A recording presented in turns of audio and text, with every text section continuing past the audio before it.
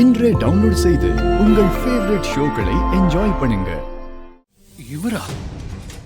ராகவ், இவர் யாருன்னு உங்களுக்கு தெரியுமா? அஃப்கோர்ஸ் நல்லா தெரியும் சரி. இவர் famous music director Vijay Raghavan. இவருக்கும் சரி நம்ம கார்ல வைக்க சொன்னதுக்கும் என்ன சம்பந்தம் இருக்க முடியும்? Vijay Raghavan music director.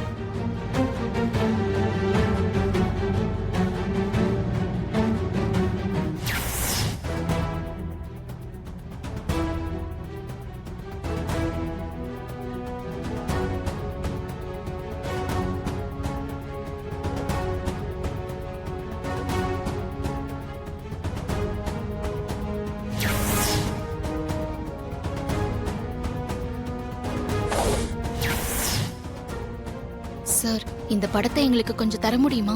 உங்களுக்காக தானே வரைஞ்சிருக்கேன். ஷூர்.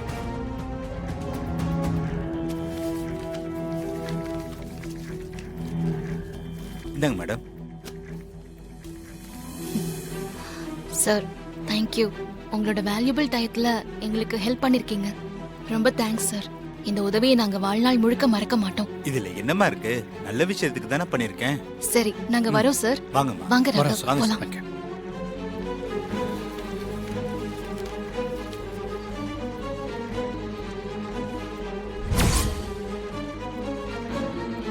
என்ன சை படத்தையே பார்த்துட்டு இருக்கீங்க? ராகவ், இவர் மியூசிக் டைரக்டர்னு உங்களுக்கு தெரியுமா? நல்லா தெரியும். அவர் மியூசிக் டைரக்டர் தான், விஜய் ராகவன். ஏன் கேக்குறீங்க? இல்ல ராகவ், நான் சின்ன வயசுல இருக்கும்போது என் அப்பா அம்மாவோட ஒரு மியூசிக் காம்படிஷனுக்கு போயிருந்தேன்.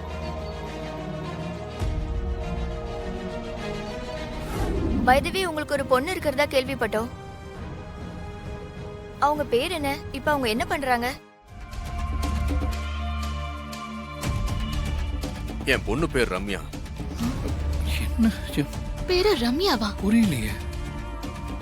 8 வயசா இருக்கும்போது அவளும் இறந்துட்டா. கடவுள் என்னோட சந்தோஷங்களை என்கிட்ட இருந்து பறிச்சுட்டாரு. என்ன பண்றது? இந்த வேதனைகளை சுமந்துக்கிட்டு இவ்வளவு பெரிய வீட்டுல நான் தனியா தான் இருக்கேன். ஐம் சாரி சார், உங்க பர்சனல் பத்தி தெரியாம கேட்டுட்டேன். நோ இஷ்யூஸ்மா. என்ன இசை, விஜய் ராகவன் சார் ஸ்ரீஜாபுர சொல்லுவாருன்னு பார்த்தா ஒரு பொண்ணோட பேரு ரம்யான்னு சொல்றாரு. அதான் எனக்கு ஒண்ணுமே புரியல. அப்போ ஸ்ரீஜா இவரோட பொண்ணு இல்லையா? அப்போ நம்ம கஷ்டப்பட்டதெல்லாம் வேஸ்டா? இல்ல ராகவ், இவர் பொய் சொல்றாரு. பொய் சொல்றாரா? எப்படி சொல்றீங்க? எப்படின்னு சொல்ல தெரியல. ஆனா ஏதோ ஒரு இன்ட்யூஷன் எனக்கு சொல்லுது. அது எப்பவுமே எனக்கு கரெக்டா ஒர்க் ஆகும். ஸ்ரீஜாவுக்கும் இவருக்கும் ஏதோ ஒரு சம்பந்தம் இருக்குன்னு என் உள்ளுணர்வு சொல்லுது. ஸ்ரீஜா அவரோட பொண்ணா இருக்கும் பட்சத்துல அத அவர் வெளியே சொன்னா என்ன பிரச்சனை ஆயிடும்? அதான் எனக்கும் தெரியல. ஆனா ஏதோ கண்டிப்பா இருக்கு. இவரோட பொய்க்கு பின்னாடி ஏதோ ஒண்ணு இருக்கு. நாம அது என்னன்னு கண்டுபிடிப்போம். தேங்க்யூ சோ மச் சார், என்னோட கேள்விக்கெல்லாம் பொறுமையா பதில் சொன்னதுக்கு. தேங்க்யூமா. நாங்க கிளம்புறோம் சார். வாங்க. இந்தாங்க. Thank you sir. சரி வரோம் சார். வாங்க. Thank you sir.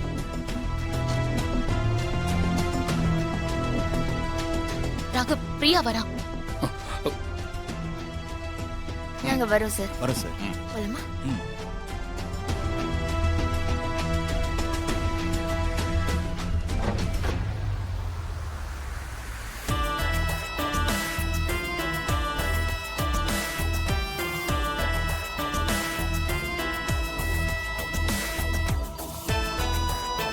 அண்ணா அண்ணா அண்ணா அண்ணா, ஒரு நிமிஷம் அண்ணா.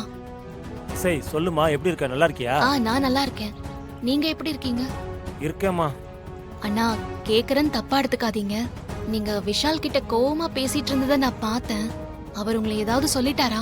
அவன் என்ன ஏதாவது சொல்லியிருந்தா கூட பரவாயில்லம்மா, ஃப்ரெண்டுன்னு விட்டுருவேன். ஆனா அவனுக்கு ரொம்ப பிடிச்ச மியூசிக்கே அவாய்ட் பண்றாமா. அதை நினைச்சாதான் மனசுக்கு ரொம்ப கஷ்டமா இருக்கு. என்னண்ணா சொல்றீங்க?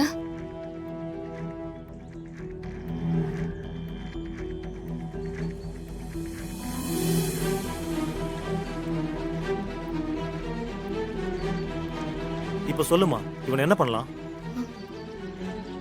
ஒரு வகையில விஷால் இப்படி நடந்துக்கிறதுக்கு நானுமே ஒரு காரணம் தான். அண்ணா, அந்த பேப்பரை என்கிட்ட கொடுக்குறீங்களா?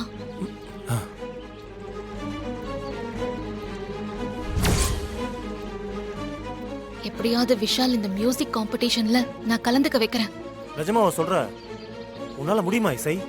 முடியும்ண்ணா. விஷாலுக்கு பிடிச்ச எதுவுமே அவரை விட்டு போக கூடாது. இந்த காம்படிஷன் ஏற்காட்டுல நடக்கிறதா போட்டிருக்கு.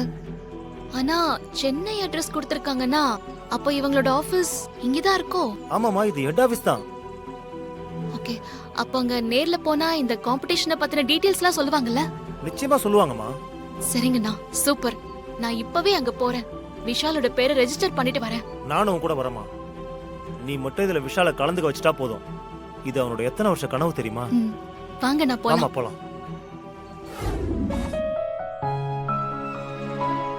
ஒரு வழியா விஷால் பேரை கொடுத்தாச்சு. இப்போ விஷால் எப்படிமா இங்க வர வைப்ப?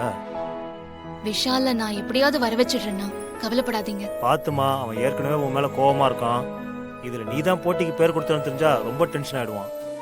டென்ஷன் ஆகி கோவப்படதா செய்வாரு, திட்டுவாரு. ஆனா அதெல்லாம் வாங்கிக்க வேண்டியதுதான். பட் இந்த காம்படிஷன் ரொம்ப முக்கியம்னா அவர் மறுபடியும் மியூசிக் உள்ள வரணும். இசை, விஷாலை பத்தி நீ எல்லாமே தெரிஞ்சோ நீ இதை செய்யற. அவன் எப்படி ரியாக்ட் பண்ணுவான்னு தெரியாது. ரொம்ப ரிஸ்க் எடுக்கிறமா. அவர் எப்படி ரியாக்ட் பண்ணாலும் நான் அதை ஃபேஸ் பண்ணிக்கிறேன்னா. அண்ணா, நீங்களே சொல்லுங்களேன், நடந்து முடிஞ்ச விஷயத்தையே நினைச்சுக்கிட்டு ஃபியூச்சர் தொலைக்கணுமா? அவர் எவ்ளோ நல்ல சிங்கர், எவ்ளோ டேலண்டட். அதெல்லாம் மறந்துட்டு அவர் வேணா இருக்கலாம், ஆனா என்னால இருக்க முடியாது. அவர் ஒரு பெரிய ஆளா வரணும். அதுக்காக நான் எவ்ளோ ரிஸ்க் வேணாலும் எடுப்பேன். சரி, நம்ம சரிம்மா, போலாம். வரேன். ஓகேவா? அப்புறம் இன்னொரு விஷயம்னா, நான் சொல்ற வரைக்கும் விஷாலுக்கு இந்த மியூசிக் காம்படிஷனை பத்தி எதுவுமே தெரியக்கூடாது. நீங்க பேச்சு வாக்குல சொல்ல போறீங்க. நிச்சயமா சொல்ல மாட்டேமா. சரிம்மா, வரேன். சரி. நீ கிளம்பு. நம்ம 2 பேரும் எவ்வளவு சந்தோஷமா இருந்தோம். இப்ப என்னால உன் கிட்ட கூட வர முடியல. மைண்ட் ரொம்ப டிஸ்டர்ப்டாவே இருக்கு. என்ன மன்னிச்சிரு. சாரி. உங்களுக்கு பிடிச்ச இந்த மியூசிக்க நீங்க ரொம்ப மிஸ் பண்றீங்கன்னு எனக்கு நல்லாவே புரியுது விஷால். நமக்குள்ள இருக்கிற பிரச்சனையால நீங்க இந்த மியூசிக்க விட்டுற கூடாது.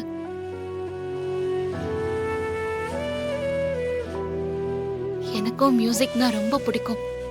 நான் பாடுறது அப்பாவுக்கு ரொம்ப பிடிக்கும். ஆனா அதெல்லாம் என் சின்ன வயசோடயே போயிடுச்சு.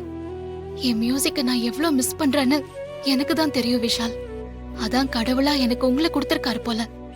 என்னோட ஆசை பாதியிலேயே போன மாதிரி உங்களுக்கு நான் போக விட மாட்டேன். நீங்க திரும்பவும் கிட்டார கையில எடுக்கணும். பழைய சிங்கர் விஷாலா மாறணும்.